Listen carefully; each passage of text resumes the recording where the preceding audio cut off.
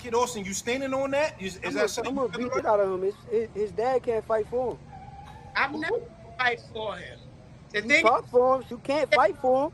understand this. I'm never gonna fight for Floyd, but the thing Yo, is, it's me and him in the ring, dog. I know that he's gonna. It's me and him in the ring. That's it. I know Floyd. You tell him. Bruh, Floyd, what's up? Little Floyd, let me know. fighting and the story. And we're gonna I stop you. bet.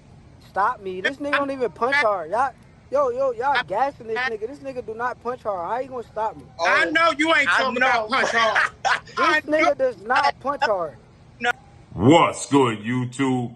It's your boy, Blueblood Sports TV, back at y'all with another one.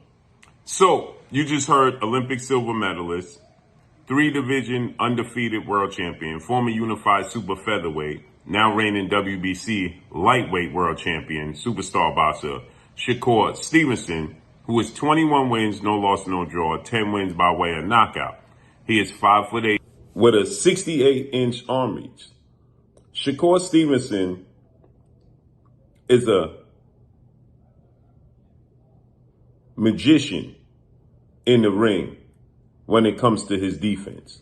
He understands distance. He understands every inch of the square circle. He understands his opponent. And he's very elusive. Extremely high ring IQ. Floyd Schofield is a lightweight star title contender. He fought last night. He has a record of 18 wins, no loss, no draw, 12 wins by way of knockout, 22 years of age, 5'8", with a 68-inch arm reach. He's very aggressive, very athletic. He's Sean Porter 2.0, but not strategic like Sean Porter. He's not as clean as Sean Porter. And last night, Floyd Schofield, he made a ton of mistakes. He got dropped. He squares up. He's very sloppy with his technique at times. He doesn't understand distance, engaging distance very well. And he's very aggressive, but he can be wild with his punches, very looping with his punches. Now, Shakur Stevenson, as you heard, and shouts out to Cigar Talk, this interview with Cigar Talk, they agreed that they'll fight next if undefeated Mexican superstar title contender at the lightweight division, William Zepada, doesn't fight Shakur Stevenson next, as he's supposed to. Now, Shakur was supposed to fight Joe Cordina next. That fell through because he broke his hand and had to pull out the fight. They were supposed to fight in October. Now Shakur is going to go right into the fight with William Zepada, who's got a fight coming up against Tevin Farmer, who is a former world champion, who is a southpaw, who is very elusive, who understands distance very well, has a very high ring IQ, and was at one point in time top 3, top 5 best defensive fighters in all of boxing. They're counting on that being William Zepada and his team, the age of Tevin Farmer, and the fact that, he's been in the sport for a long time and not very active, and he's not the biggest puncher. And Shakur Stevenson is not the biggest puncher, but he has a lot of comparisons to Tevin Farmer. Now, he's younger, he's bigger. Tevin Farmer's smaller. But that's what William Zepada is counting on. That's who he's going to fight next, and then they'll go into a fight with Shakur. So Shakur is agreeing to fight Floyd Schofield Jr. should William Zepada pull out. Now, we know William Zepada is no stranger to pulling out of a Shakur Stevenson fight. He's not that eager of making that fight happen. Nonetheless, that's a huge fight.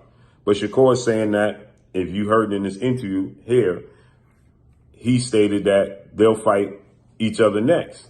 This is a major mistake on the part of Floyd Schofield Sr. I know as a father, when you're in your son's life, you think highly of your kids, and sometimes you can push them too fast, right? And he needs a lot of work, Floyd Schofield Jr.